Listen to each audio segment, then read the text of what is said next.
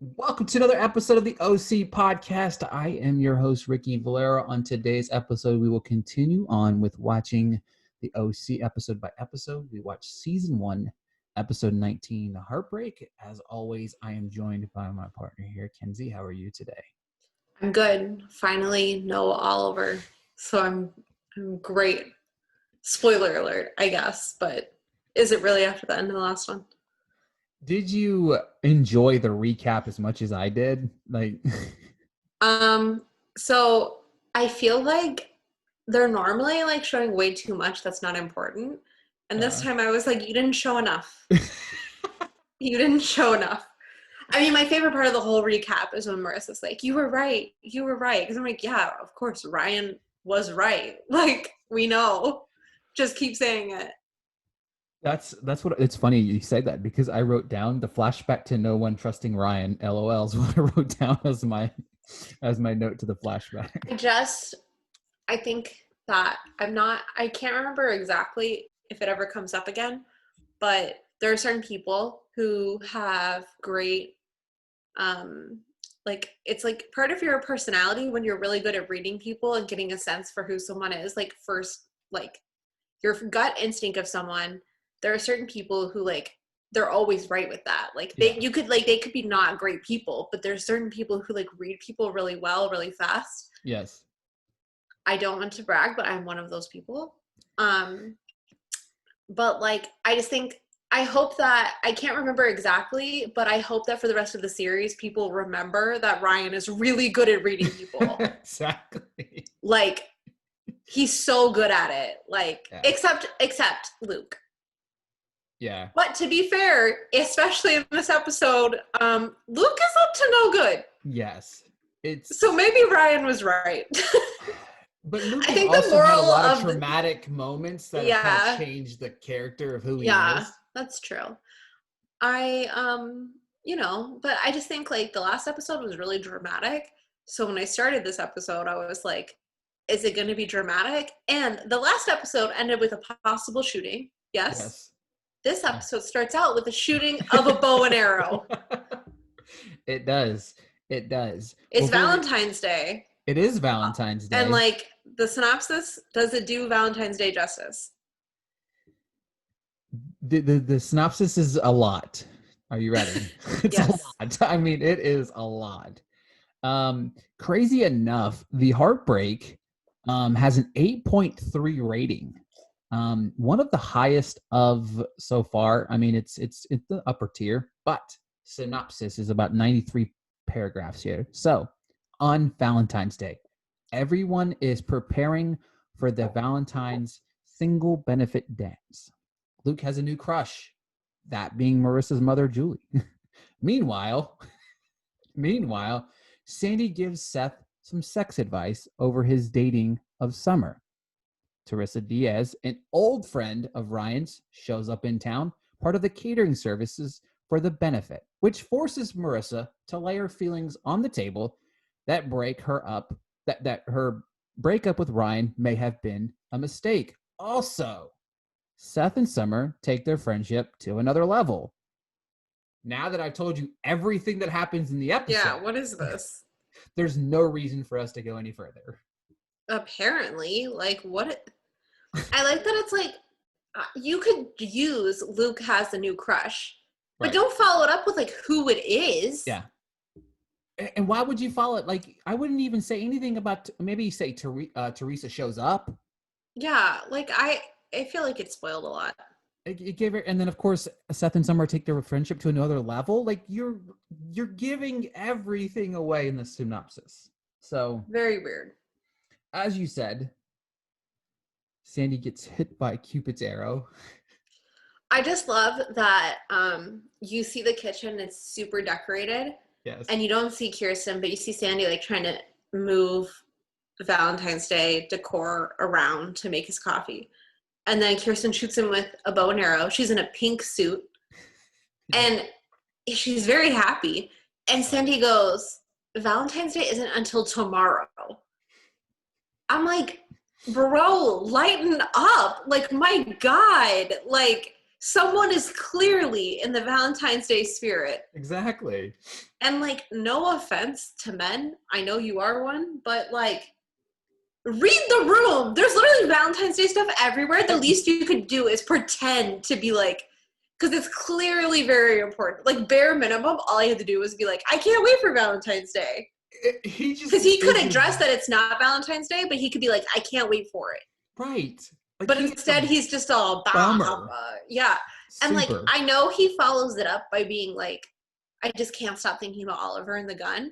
But then that conversation goes nowhere. Like, they just start making jokes. And then I'm like, so you're not really taking it that seriously if like, yeah, like if it's enough. Rant.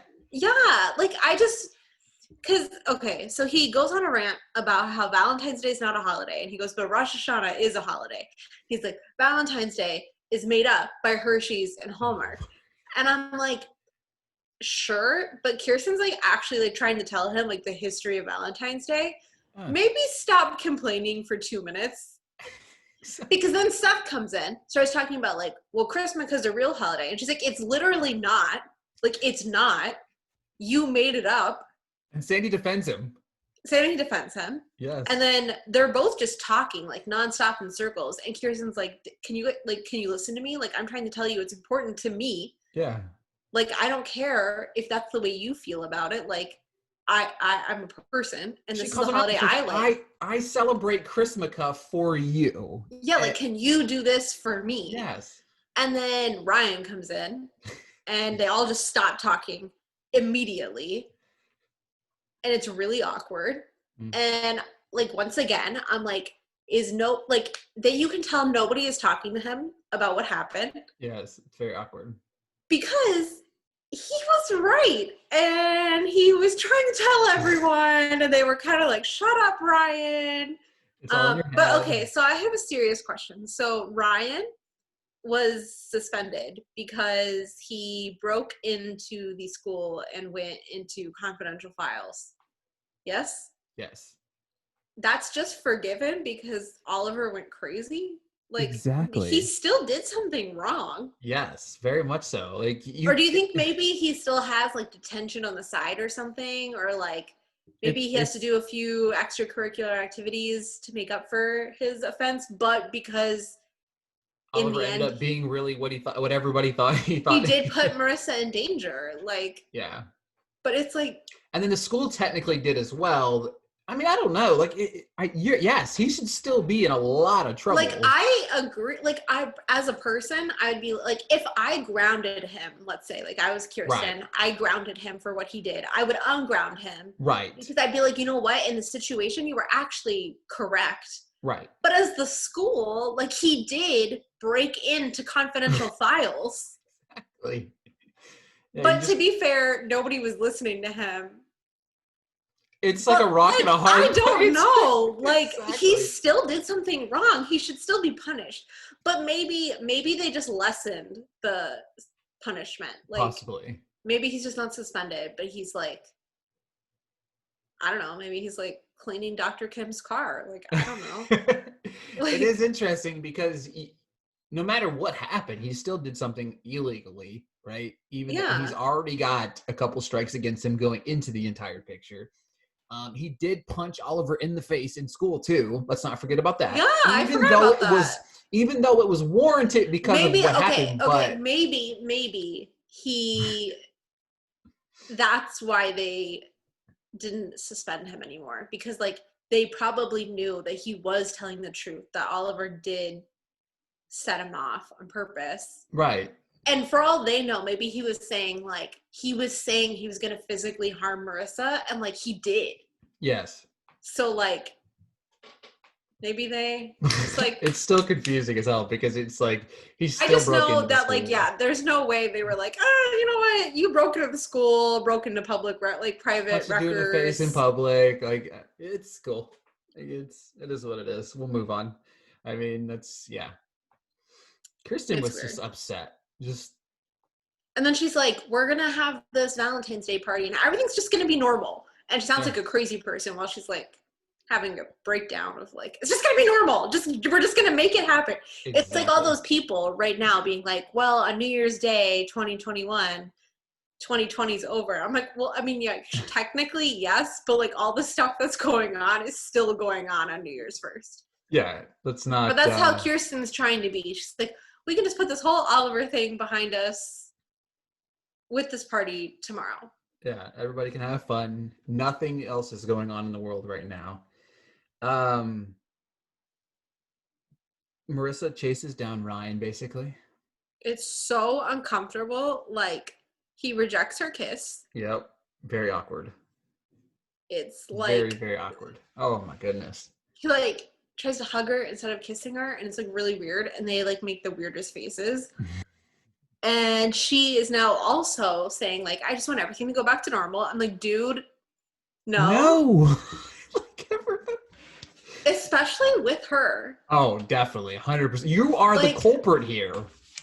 Like, at the end of the day, like, she's in a relationship with Brian, and she should have listened to Ryan. Yep. And she didn't. And that is, like, can't move on from that. Like, sorry. Because she didn't trust him. So exactly. It's like, there's no foundation for the relationship to move forward.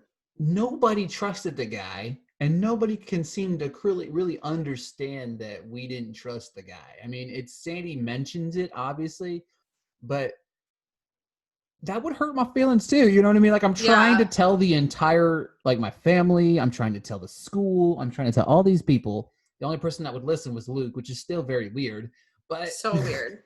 So weird. But it's the way it's playing out. It's like, all right, cool. Like, you know, hey guys, let Ryan have a little bit of space, even though he shouldn't probably be at school because he should probably still be suspended. But very awkward moment. Yes, it's just, yeah, I don't know. Weird. You're so uncomfortable. Summer's playing video games at the little. Yeah, it's so weird. Their little, like, student lounge, which, wow, to be wealthy. Yeah, exactly. Pool table, video game thing. Seth interrupts. Summer kind of calls out Seth and says, you know, he's coming for, you know, basically, you know, sloppy seconds here, which. He is. And I like that she calls him out on it. Yes. It's hilarious. And it's really funny that it just, like, doesn't go the way he did truly think that he could just walk up to her and be like, want to go out tomorrow? And she'd be like, yes. What's up, Summer? It's hilarious. God, Seth Cohen, yes. Because it's kind of like what Summer thought would happen when she first was interested in Seth. That, like, 100%. She could just go up to Seth and he'd be like, okay, like, I'm Summer. Yeah. It was really funny. Sandy's hangry. I like that he comes in. He's like, I'm sorry I'm late. I can't stop thinking about crab cakes. Let's go to lunch. And she's like, can you help? You're going to help me set up tomorrow, right? And he's like, no, I'm actually, like, not even going. And she's like, what? And he's like, no, I'm just going to be late. But at first he's like, I'm not even going. And then she got really upset. And I'm like, okay, like, here we go, not reading the room like, again. Yeah, like, come on, like, it's one night, like, and I like that he's like, well, during the day. I'm like, okay, that's during the day. Shut up. Like, just say you can't help set up, but you're definitely going together because you respect your wife, Sandy. And he's like, absolutely not. And then I think he thinks that Kirsten is only mad that he can't set up. But he doesn't realize, like, it's a whole, like, my entire family is ignoring. This is, like, one holiday I want to be, like, happy Jump on board and, like just acknowledge that I like it. And, like, it would all be fine. Exactly. And Sandy doesn't pick up on this. So it's, like, the third conversation where Sandy's kind of, like, completely disregarded how she feels. Yeah. So she gets mad. And then he's like, what are we even fighting about? And I'm like, dude, that's just going to make it worse. Like, I don't know. Like, what you're doing. You're not reading the room. And he makes it work. Like, it's not a holiday. It's not Secretary's Day, Arbor Day. Like, he's like, plant a tree. I'm like, dude. I don't blame her for freaking out. Like, yeah, because then he starts calling her out, like, you never do anything with me. You never go golfing, surfing. I like that it's like, that's also, like, a commitment. Like, like Valentine's Day, it's like he just has to put on a tie that he's probably already wearing. One day and just year. go to dinner or something, or just go to a party. These things they always do. Yep. And she's like, just put a little extra oomph on just for one night. Yeah. And he's like, no. And I'm like, it's actually like bare minimum effort. Like, it's not like she's asking him like, can you master Mandarin before tomorrow night? Like, she's like, can you just like get me like flowers and be like, happy Valentine's Day, let's go to dinner. Like, I don't understand.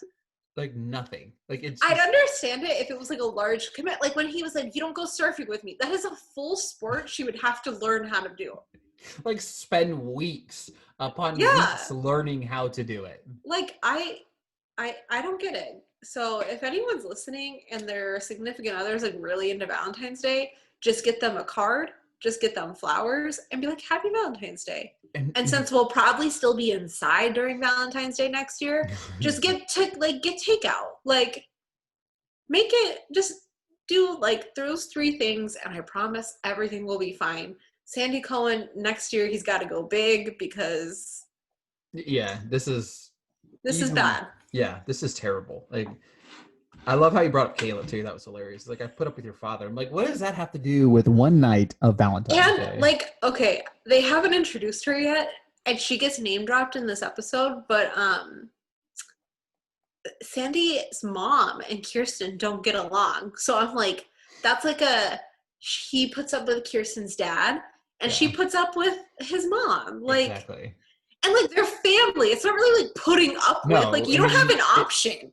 It's you're married to that. I'm sorry. Like, Sandy thinks he has it bad with Caleb. Kirsten works with him every day. Like, and she doesn't. She's not very fond of it either. You know? Like, come on. Like, it's ridiculous. Yeah, it's not like they have a great relationship together. Yeah, it's not like it's her best friend. Like, exactly. It's alarming, to say the least.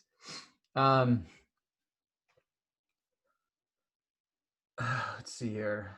Jimmy has a secret admirer. Yes, he does. I love, my favorite part of this is he's like, I know it's not from your mom because it's not ticking. That, and then like when he opens it and he reads the card, he like is so just like, he really thinks it's from Marissa. Mm-hmm. He doesn't know Marissa's handwriting. It's Jimmy, probably not. I mean, but I don't know, but it's brought up that he's a very attentive father recently. So I'm like, wouldn't he know?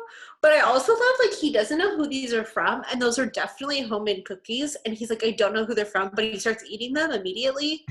Exactly, like they're just like. I mean, I would have eaten them too, but that's beside the point, you know. But it's just like weird.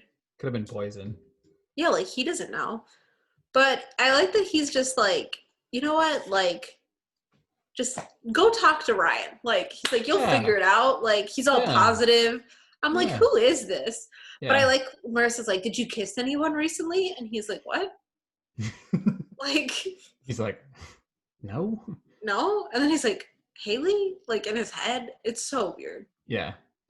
It was a very awkward moment between the two. Obviously, it just sets up for what's, transpiring later, but it's still very weird. Seth Cohen knocks on the door. Interrupting Summer watching The Valley.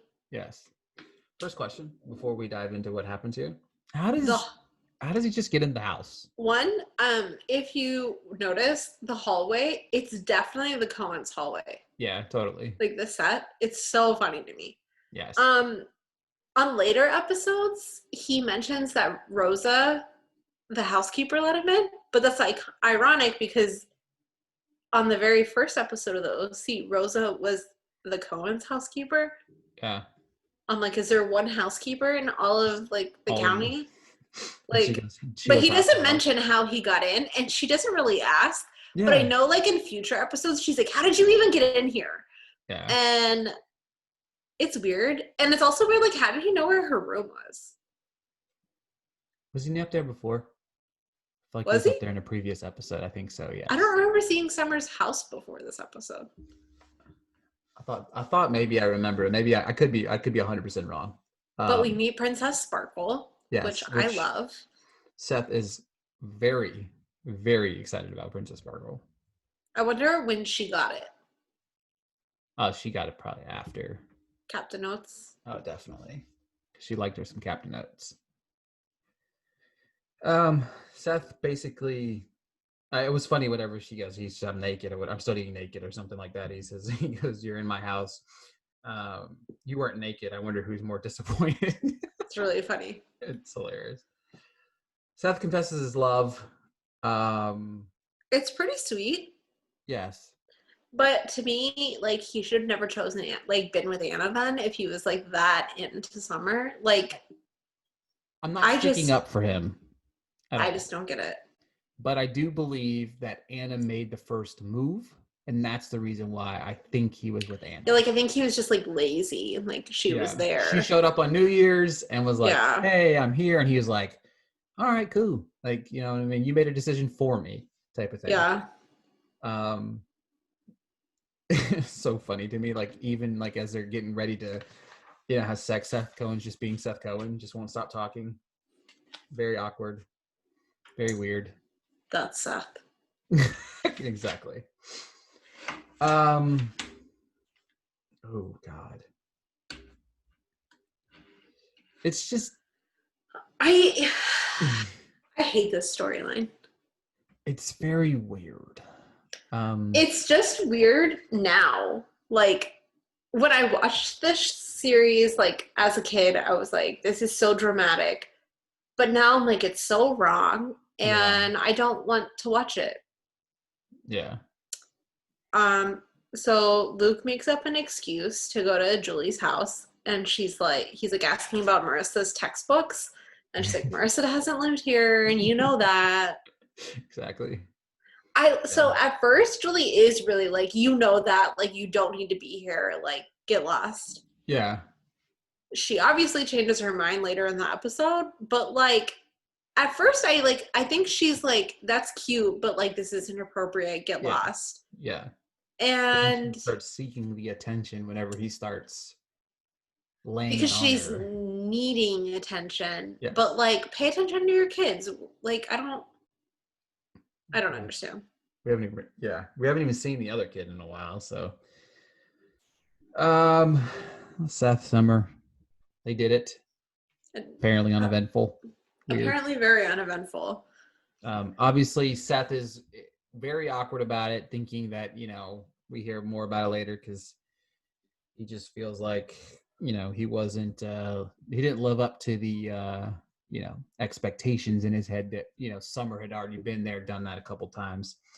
Then we transition to Marissa putting it on Ryan. Which, okay, I did not know that they had not taken their relationship to that level, because she's like, we've already waited so long. And I was like, what?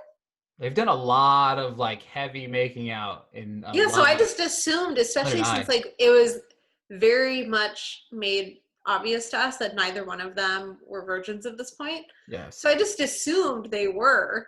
Yeah, exactly, because it like, not in a mean way about either of them. Their relationship's just so serious from the get-go that I just assumed like they took it to that level. Yeah. When she said, let's take it to the next level, I was like, wait a minute. I thought, like, what? And she's like, we've already waited long enough. And I was like, what? What is going on? Like, y'all I like that for a second. Ryan's like, yeah. And then he's like, no, I'm still mad at you. It's hilarious. Like, Benjamin McKenzie must be such a good actor, because I swear you can see the thought process like, on his face. Yep. Like, he's kissing her, like, yeah, let's do it. And then he's like, no, I'm still mad at you. Exactly. Like, it's so funny. Yeah.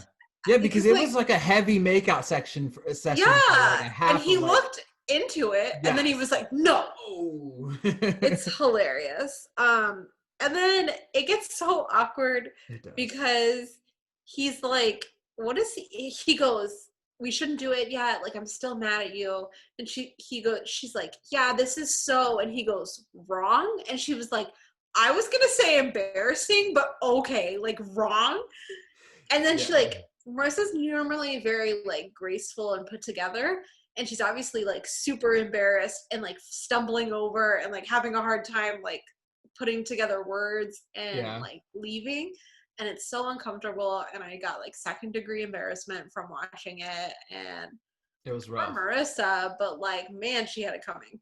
Yeah. Oh, it blows my mind that she just feels like everything should be back to normal. It just shows you like how her relationship with Luke was, that like Yeah. she does all this stuff and her parents just instantly forgive her. Yep.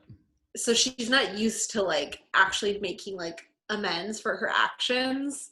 Yeah, and she just thinks that sorry is just gonna fix everything, you know. Which by like, did she only say sorry when like Oliver had a gun and she's like, I'm sorry, you were right, to Ryan? Like, have they had a full-blown conversation? Like, instead of like trying to sleep with him, maybe sit him down and be like, look, yeah, like, you were 100% right.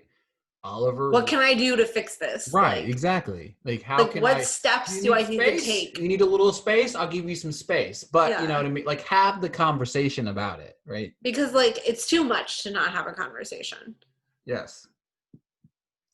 Yes.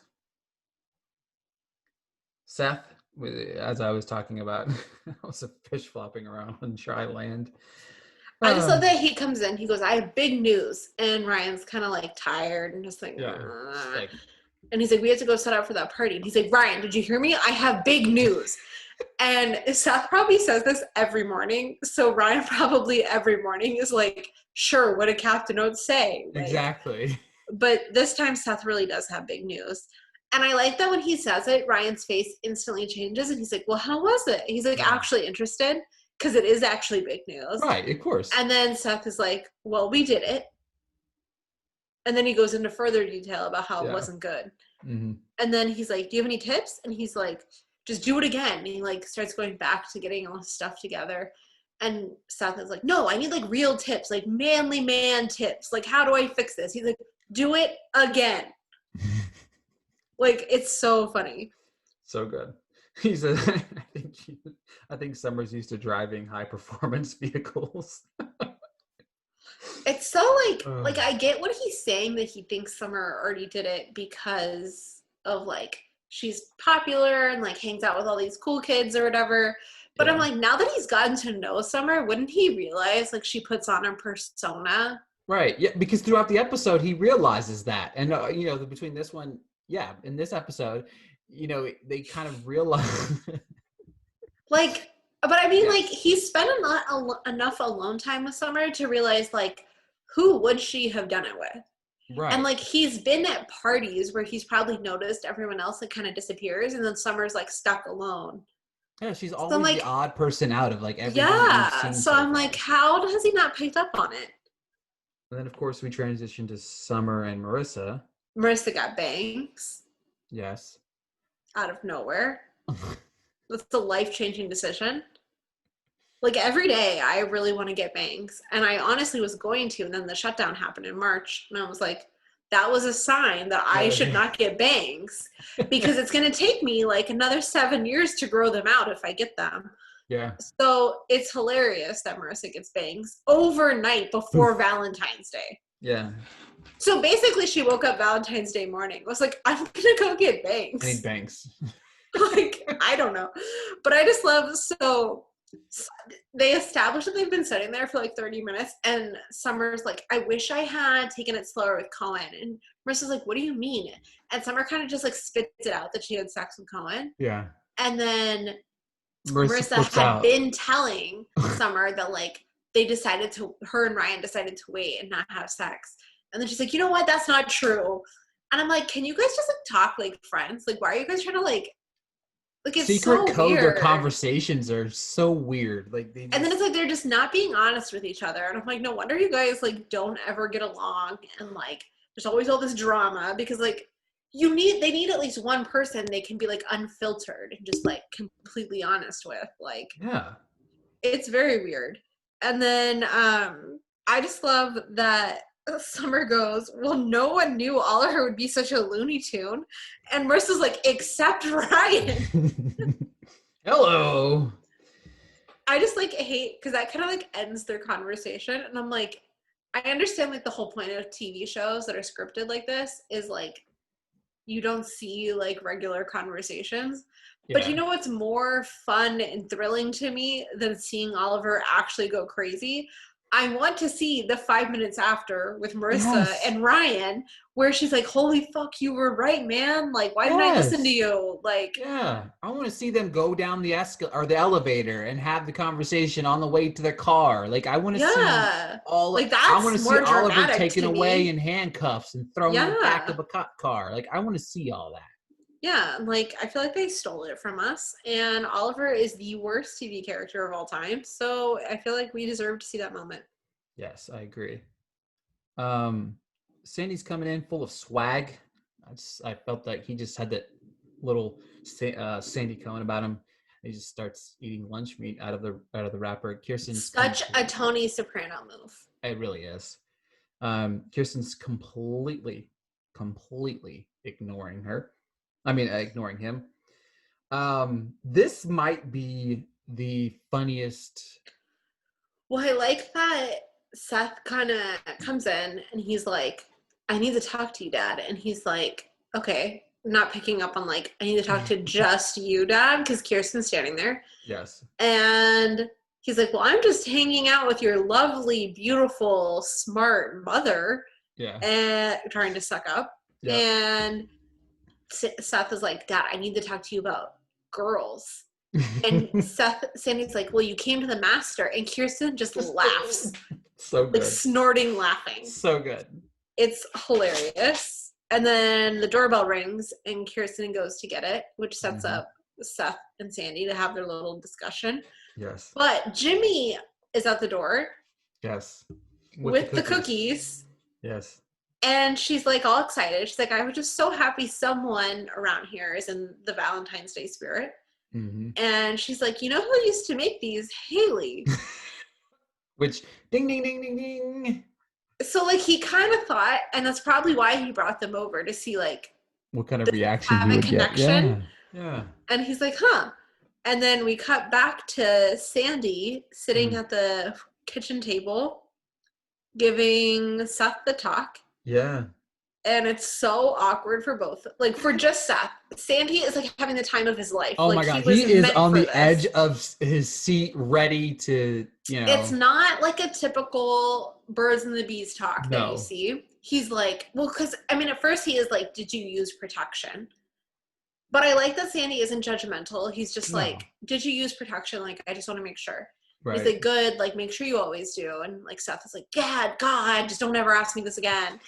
And then Sandy gives the best line of the episode, which is, we Coens are very sexual beings. It's just so funny. And Seth is just, like, covering his eyes, covering his ears. He's like, Dad, this is as hard for me as it's you. And I don't think it's hard for Sandy at all. Sandy loves this. Sandy's like, you know what? Hell yeah. Let me give you my knowledge. He never thought that he was going to be able to have this conversation with Seth ever.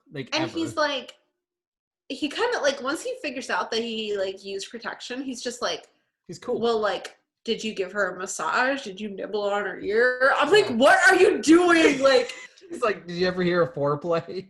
Well, he's like, once you got through all the foreplay, like, good job. And he's like, what are you talking about? And he's like, you didn't do anything? And then he's kind of like mad at Seth. And I'm like, how is Seth supposed to know about this? Like, it's just so funny. Yeah. Like, and then whenever he like looks him straight in the face and goes, the appetizer's as good as the main course. And like the look on Seth Cohen's face is just like, he's just disgusted. I think like, I totally get it because he's like picturing like his parents. Right. But I'm like, he doesn't know how lucky he is. It wasn't like when did you have sex? Like, how were there no parents around? Like, like that kind of talk. Yeah. Like, especially like they've been so like worked up over everything Ryan's been through. It could have very easily been like a you're in trouble scenario. You had set. Oh. Yeah. Yeah, very much. Like the last thing we need is like a little Cohen running around, like. But like, it was just like, I don't know. He doesn't understand how lucky that conversation was. 100%. So we transition from what Seth considers to be the most awkward conversation of all time to something I consider to be way more awkward. Ryan is setting up this party And Luke is there setting up, and he's like, "Do you know Marissa's coming?" And he's like, "Yeah, she said she is, but like, we're not coming together." And he's like, "Well, what about her mom?" And Ryan's face is literally like, "What the fuck are you talking about?" And then Luke gets this like panicked look on his face, like in reaction to Ryan's reaction.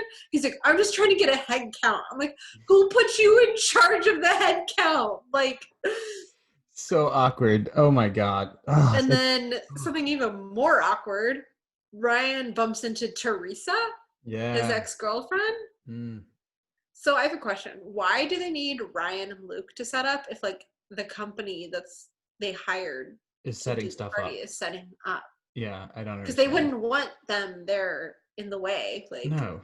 Yeah, because if you like hire somebody to set stuff up, that they're gonna want it. Yeah. They're gonna do it their way. Like, especially because the whole point is Ryan and Luke were carrying in the same thing that Teresa's carrying, and they were doing it so differently. Yes. Like Ryan and Luke had it like horizontally, and then Teresa had it like vertically. Yeah. And I'm like, so you're not even doing like this. I don't know. It was so weird. So and awkward. Then I just don't like Teresa, spoiler alert. So yeah, I'm not like, she's not like Oliver, but I just don't like her. But I'm not excited for this. Cohen goes in. Round 2. He just walks in. Just doesn't even knock, really. He just shows up, you know. He's trying to be assertive. Yes. He's trying to do a little bit of what his dad. It works. Yes. And then Summer is like, "What are you doing?" Because Seth is awkward. So like, once the confidence wears off within 2 seconds, he's just being awkward and like hurting her with his like massage. Trying to massage her, but he's probably never massaged anybody ever in his entire life, so he doesn't know what he's doing. It's super awkward. So then like Summer takes control again. Yes. And R.I.P. He just takes her top off, and then Seth just goes into La La Land. Yeah. Basically. And then of course Ryan, for the first time in 19 episodes, is actually confiding in somebody. I wonder how much time it was, because they just cut to her being like, "Well, no wonder you're so mad. Like, nobody around you listened to you." I'm like, well, like, how long were they sitting out there? Exactly. Like, crazy. I hate Teresa. God. And then Marissa arrives, which is so awkward. This episode's full of awkward moments, huh? It's like, so awkward. The whole episode. So many of them. Yeah. I even said this whenever she's like, and he goes, "She's the caterer." like it's like so they're weird. Not together. They don't. Yeah. He doesn't have to defend anything. No, no. I wrote down, this might be the funniest episode. I think it's the mixture of funny and super awkward. Seth and Ryan are talking. Seth is like beaten up. He can't see out of one eye because he's like, "She scratched my cornea." Like, what are you talking about? But I just like that Seth is injured and confiding in Ryan before the party. Summer is limping and confiding in Marissa before the party. Yeah. And it's really funny because Summer goes, "Love hurts." And Marissa goes, "Tell me about it." And I'm like, you guys are talking about completely 2 different things. Opposite. Like, so opposite. It's just weird. We got a great line from Ryan. He says, "Maybe next time you should wear a helmet and a mouth guard." I said, "It's LOL." So funny. Back. Like, I just, I know we talk about it from time to time on here, but I just love the one-liners like that from Ryan. They're just perfect. I feel like because Seth is just always talking. Yes. And Ryan's just like, he's genuinely like, just like a quiet guy. But so like when he says something, it's actually really funny. But I'm like, he's just like, he has little nuggets of. Yeah, just classic Ryan Atwood. Jimmy's looking for Haley on the weird boat. That's just weird to me too. You know what I mean? It's still very weird to me. Like, she obviously knows that he was in love with Kirsten. Yeah, it's so awkward. Like, I wouldn't want to, like, I wouldn't want that. Right. You know? If that was your sister's ex-boyfriend from high school who's still in love with your sister. Like, yeah. God, it's just more awkwardness. I mean, that's all we're talking about right now. It's super awkward. Everything's awkward. Sandy shows up. His first line is, if I teach you boys anything, don't ever get married. And Ryan's like, you say that all the time. Yes. Teresa shows up. Marissa and Summer there. That's her. Summer goes, she's hot. So funny. And Marissa's like, can you just like help me instead of like making me more upset? And she's like, Forchino. It's so awkward and just ugh. And then Julie shows up, and I love Julie just comes up to Kirsten and is like, fuck Valentine's Day. And Kirsten's like, well, my dad didn't show up, obviously. Yeah. And she's like, no. And she's like, so I'm going to go home, listen to Bob Seger, get in a bath, and either slit my wrist or drink a whole bottle of wine. And Kirsten's like, the wine. Like, just do the wine. And then it's so awkward again because Luke overhears. And I just hate it. But I do love, this is Julie's first mention of Bob Seger. And it's like a whole thing throughout the series that she loves Bob Seger.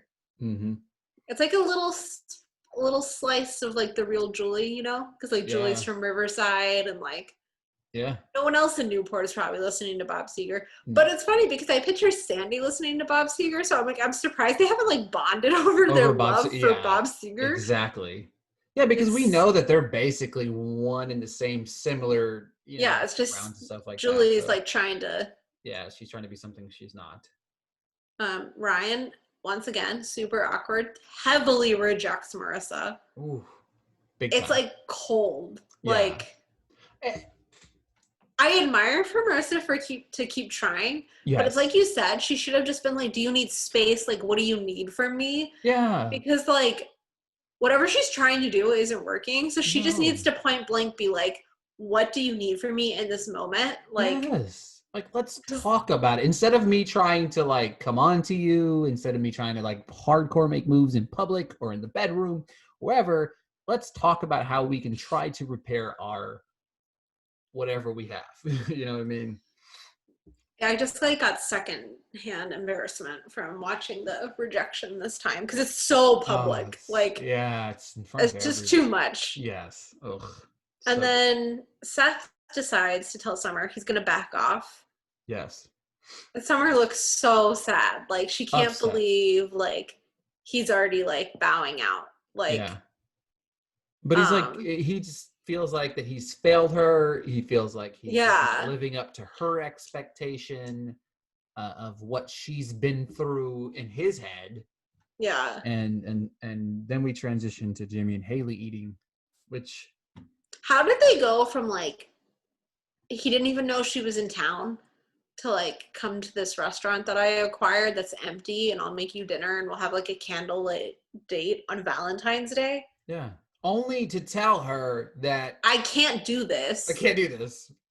I seeked you out, found you just to tell you that, sorry, just kidding. Can't do anything about it. But I admire that he's upfront with her and he doesn't try to make it happen. That he's just like, this is wrong. Like, I like it. Yeah, I definitely. It's the opposite of what Julie is doing with Luke, basically. Like he knows, like he would, like as a person, like not as a father, like business partner or a friend, as Jimmy himself. Like he wishes he could pursue it, but he's like, I'm a father. I now am a business partner. Kirsten's been my friend for so many years. Like I can't do that to them. Exactly. Like it's not me first in the situation. It's like, one, so unlike Jimmy.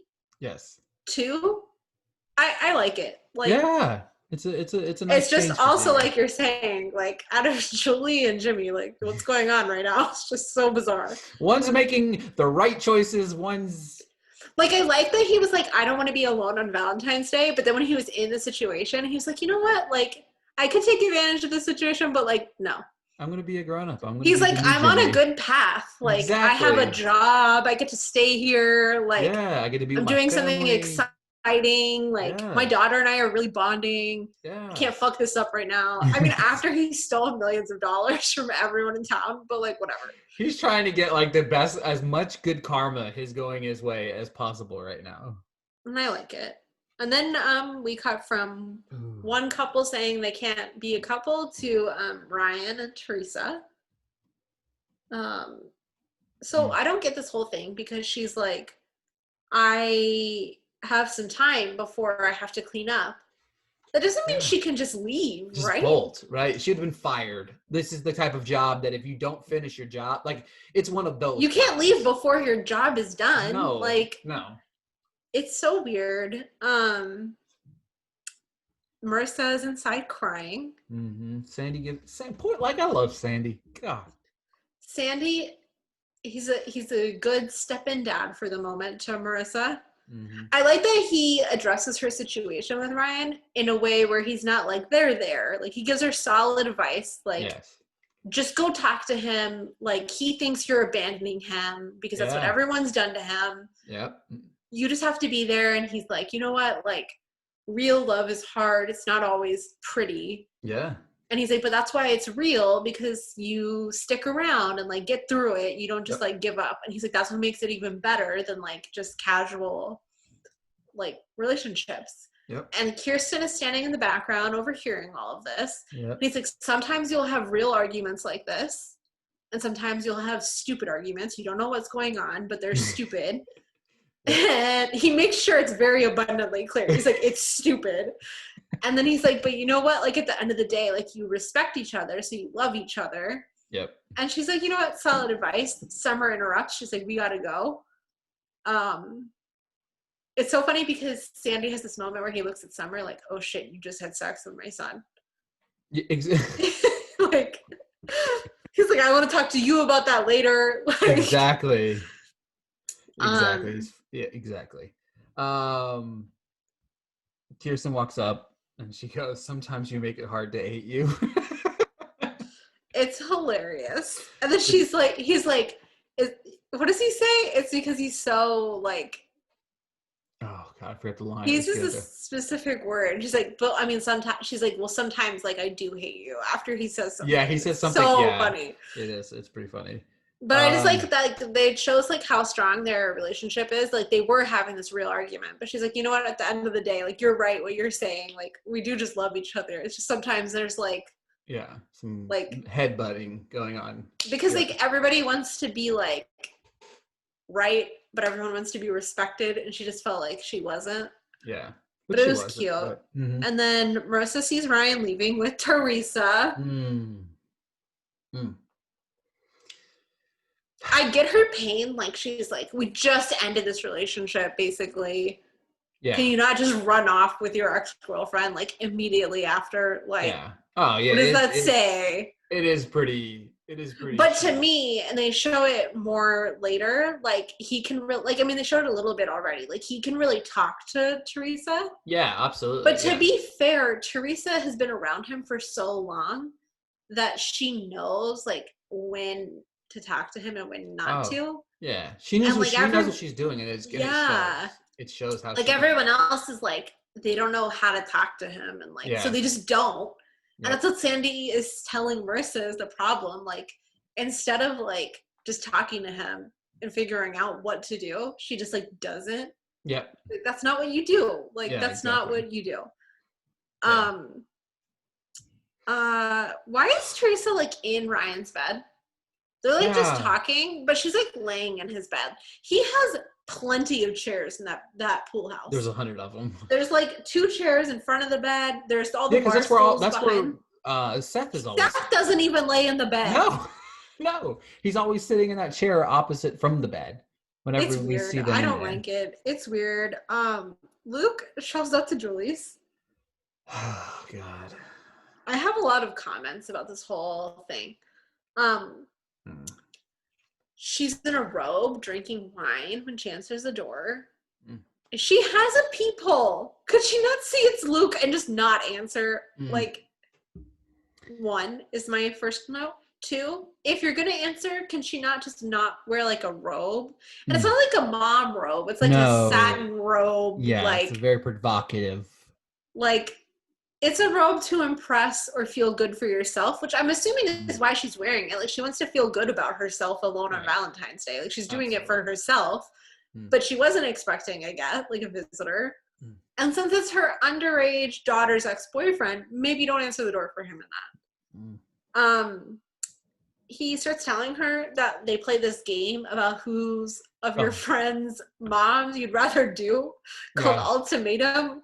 So like ultimatum, that sounds like you have to do this or you're gonna die. Like, so is that really like a cool game to win? And all she cared about was the fact that she beat Kirsten. Then she gulps her wine in one sip, and then she's like, she kisses him. Like, I want to make it very clear, he was making moves on her indirectly, but he's making moves on her indirectly. But in this moment, she kisses him. Yeah. They're juniors or they're sophomores? Juniors, I think. So 16, 17. Yeah. Okay, just super inappropriate. And then she invites him in. Because like this whole time he's been the one like showing up. He's been the one kind of like cornering her. Yep. But this time it's all her. 100%. Super uncomfortable. I hate it. Oh, it's so gross. I hate it so much. It's so bad. I just didn't realize, like, we'll get into this later once this like becomes more of a storyline, because this is just kind of setting it up. But I don't think the show handles the storyline very well. No, I don't. You know what I mean? Like this is a real thing that's horrible, and yes, very much so. And I don't know. They could have made it that he had like an infatuation with her, and maybe they got to the point where maybe they were going to cross the line, and then but they didn't. But they didn't, right? Because like before, like she really did handle it really strongly. Like she was really like this, like you can't be here. No.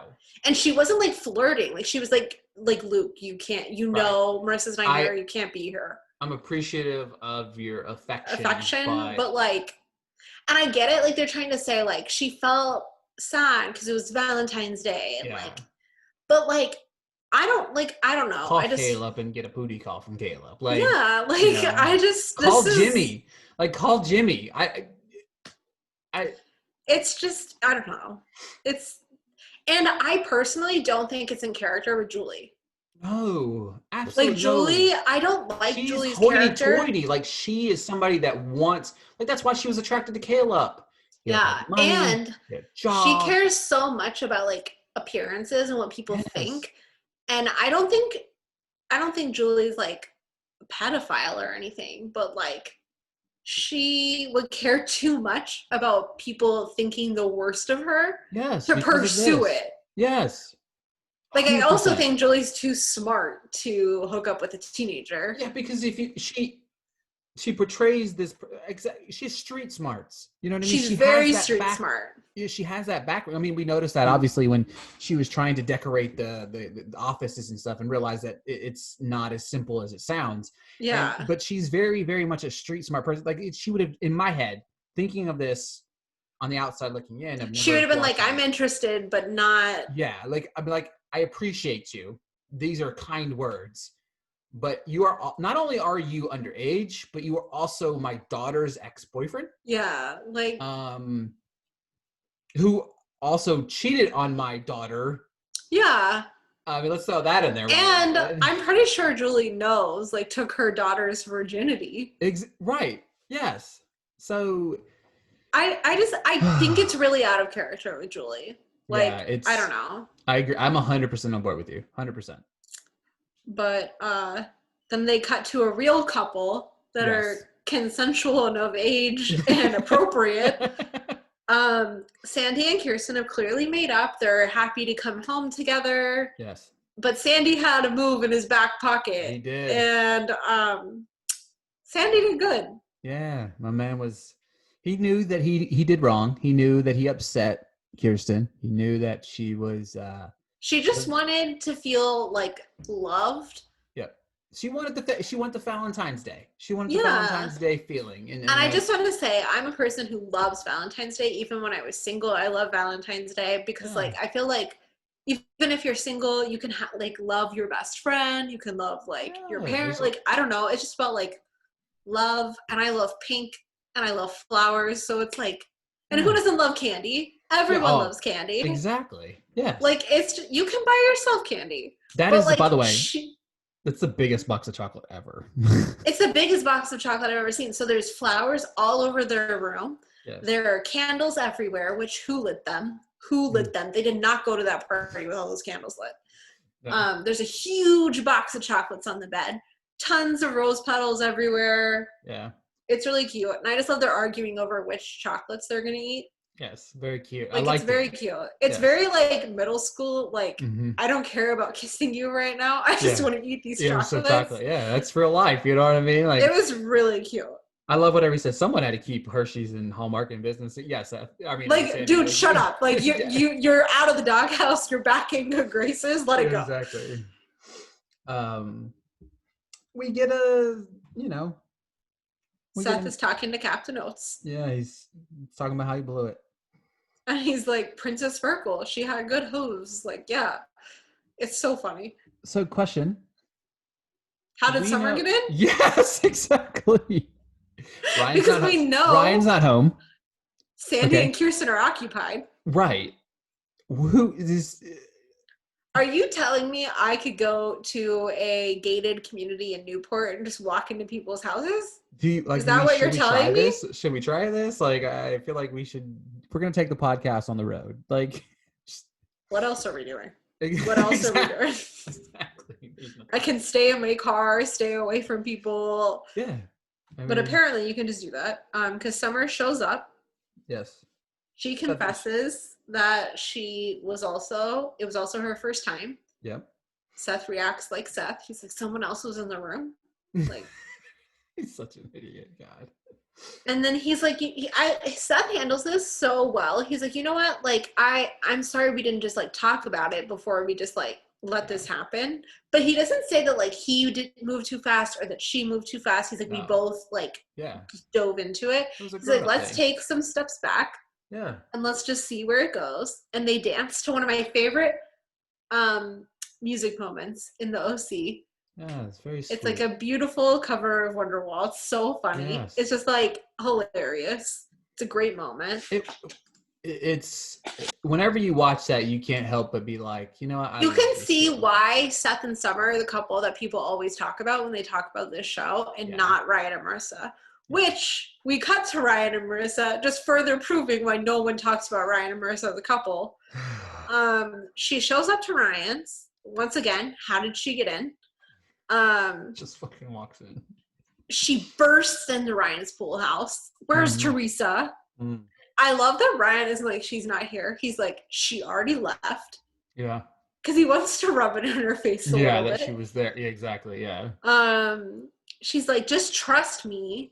Like, nothing like this will ever happen again with Oliver. Like, just trust me. And he's like, how can I trust you? Yeah. Like, you trusted me? And it's super awkward. And you let a man come in between them. Period. Yeah, it's too much. Yeah. It was, I still struggle. Like, again, I think she handled it wrong. That's not what Sandy kind of told her to do, right? You know what I mean? He didn't tell her to bust in the door. Accusatory and like. Yeah, it's just, I don't know. I just, it's weird. And then we kind of ended the episode. It's a weird ending. Fun fact? I don't have a really great fun fact for this episode, but it is the highest rated episode since Oliver appeared. Oh, that's so good. User and critical, by the way. Oh, that's so good. You know how like people always post those memes of like critics rating the audience score? Yeah. They're super different. Mm-hmm. Pretty much everyone hated Oliver. Oliver's gone. Episode rating went up. Episode ratings go skyrocketing up. Our buddy Jeremy obviously goes, Oliver's over. The Heartbreak is maybe one of the best episodes he feels of season 1. We were introduced to Teresa, played by Navi Rawat. So this episode aired in February of 2004. Her last appearance directly before this was January of 2004 on Buffy spinoff show Angel. Only 2 other actors from the OC in the Whedon verse of Buffy and Angel. Eric Balfour, who played Eddie, was on the first 2 episodes of season 1 of Buffy, and then Gary Grubbs, who was on the Bullet season 4 of the OC, was on 2 episodes of Angel in season 3 and 4. Obsessed that he's also obsessed with Buffy. I didn't really love Angel, the show. But I love Buffy. And this might be the best fun fact ever. Okay. It may be ironic that the director Lev Spiro started off his career directing softcore sex films that aired on Cinemax and Showtime. Great. Makes a lot of sense. I mean, I do want to say, though, this is one of my favorite episodes of the series ever. Yeah. Like, of the whole show. I think, like, it makes... Because when I think of this show, I think of Sandy and Kirsten as a couple. I think of Ryan and Seth as friends. And I think of Seth and Summer as a couple. I don't think about Ryan as part of a couple. And I feel like this episode kind of hits, like, all the key relationships. And it shows why Ryan and Marissa are a bad couple. Because I am one of those people. I don't stand them as a couple. I stand them super far apart. Yeah. I don't like them together. They're very problematic together. It's the beginning of the foundation of Summer and Seth, which is, to me, the heart of the show, other than Seth and Ryan. Mm-hmm. Couple wise, is like romantic couple. They're the couple, and it was I love the development of both of their characters in this. You know what I mean? We've slowly but surely been starting to take Summer more seriously. Seth is becoming more than just jokey. Like, you can see why Summer likes him. Right, exactly. And they have through interesting times, they become more and more realization of, like, we're good together. Like, we don't have to do this in order to explore our feelings for each other, right? Yeah, and, like, it's, like, part of that whole, like, in the previous episode, Anna was trying to talk to Sandy, like, what do you and Mrs. Cohen have in common? He's like, nothing, like Seth. And then, but Summer addresses, like, that her and Seth have nothing in common. But it's like, you can see, like, they lean into each other well. Yeah, exactly. And this is, like, the first episode you see that, really. So, like, because, like, the way they handled their sexual encounter was, like, not great. No. But he kind of, like, he didn't, like, and she did, like, kind of, like, she didn't, like, push them having sex, but she, like, initiated it. Yeah. Because obviously Seth isn't going to initiate it. No. But, like, exactly. But the way he handled the conversation with her was really, like, adult, and, like, it was really like they were partners. Like, he was like, we're taking equal weight in this. Yeah. And you haven't really seen that from either of them. No, not at all. It was the first moment where it's like, Seth, oh, look, Seth's a man. You know what I mean? Yeah. Becoming a man. And it's because, I mean, even if you look at his age, he really just could have kept going back to that over and over again. Instead, he took a step back and was like, you know what? Like, we have Let's figure this out as, like, a couple before we do that. Yeah, you know what I mean? Let's be, But I just think this episode is great. Yeah. And my MVP is Ryan. Is it? Yeah. Oh, okay. I like it. Mine's, I did I did Seth and Summer. I think that Ryan, because we're only one episode out of Oliver, Ryan could have easily just been like, I told you, and I told you, and I told you. And he didn't. I don't think he's great in this episode, but I just want to give him some love for not being an I told you so person. He very much could have been that guy and just been very much. But I do want to say he is totally handling everything wrong. Yeah, he's brilliant. You know what I mean? He's it was, I just like the development between Seth and Summer here. I feel like they had a good dynamic. So, yeah. Great. All right, folks, thank you so much for tuning in to another episode. Make sure to head on over to Twitter and give Kenzie a follow at Kenz Vanunu. Give myself a follow at Ricky Villar _. Thank you so much for the continued support each and every week of the show. We really do appreciate the subscriptions and listening each and every week, and the comments and stuff like that. So thank you so much for tuning in. And until next time, we'll talk to you guys later.